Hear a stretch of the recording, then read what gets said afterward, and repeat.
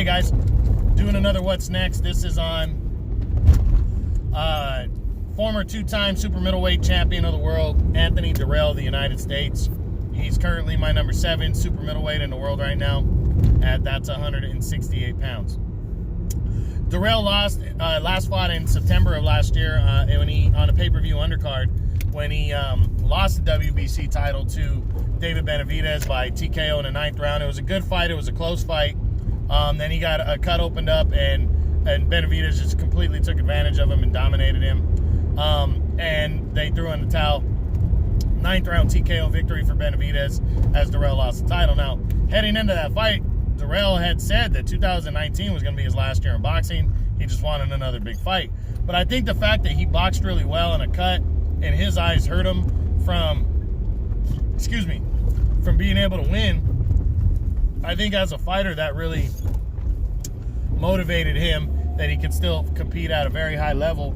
And personally, if he thinks that, and if he thinks the way I think about super middleweights, which I personally, in my opinion, I believe David Benavidez is the most talented super middleweight in the world right now outside of Canelo Alvarez, and has the most upside, then yeah, I don't blame him for thinking that he should have won that fight, but or that he could compete at the highest level. But we'll see what he decides to do next. Coming off of that, but what I think Dirrell could do is I think he wants to make one last run, I guess is what I'm saying. Sorry, I'm rambling a little bit. I think he wants to make one last run at a world title, and he's got some decent options in the PBC. He's still ranked pretty decent in the WBC rankings at 168. He's one of the top dogs there. But, let's run him through the top 10 and see what's next for former two-time champ Anthony Dirrell. We start with number 1, and that is Canelo Alvarez. Canelo's not going to face Anthony Dirrell. They're with Golden Boy working with PBC. It's a fight that doesn't have to happen. Not a big enough name for Canelo. Plus, he's facing Billy Joe Saunders likely next, and then Triple G after that. So I don't see these two guys locking horns. Number 2 is WBA champion, super champion Callum Smith. Now, if these two sides really wanted this fight could be made. I think Callum Smith would be down for the fight, but I don't think Anthony Dirrell would want the fight. But the fight can be made because both guys, especially Callum Smith is looking to face anybody. I think he'd love to face a guy like him, but I don't think it's going to happen, to be honest. So I'm gonna say no to this one. Number, I think, in Matchroom and Eddie Hearn, it makes sense. They have good options for him and easier fights to make at 168 for Callum Smith.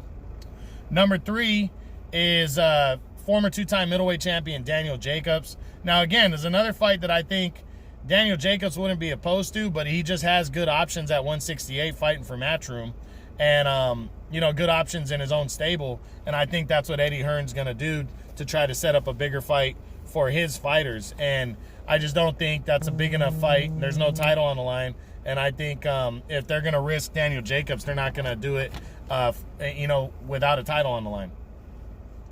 So he's number 3. Number 4 is a rematch with undefeated WBC champion David Benavidez.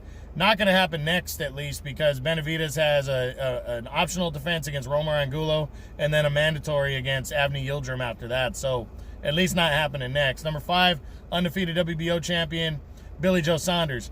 Saunders not going to fight Dirrell next. I mean, it's a fight I'd like to see, two veterans, but Billy Joe looks like he's got the Canelo fight lined up next, and and even if he doesn't, he's a Matchroom guy, and I think there's just other fights to make in the Matchroom stable, so I'm not seeing this one. Number 6 is undefeated IBF champion Caleb Plant. I believe if Dirrell wanted this fight, he could get it because Plant is with the PBC. They're both PBC guys. Plant is waiting around for a unification with Benavidez. Benavidez at least has 2 fights before he can unify belts with Plant. So I really don't believe that Plant wants to just face nobodies until then. And I think he would risk it and face off against Anthony Dirrell because he might be able to look better than Benavidez looked. So, and Dirrell would be the biggest name of the possible other options in the PBC for Plant. Plant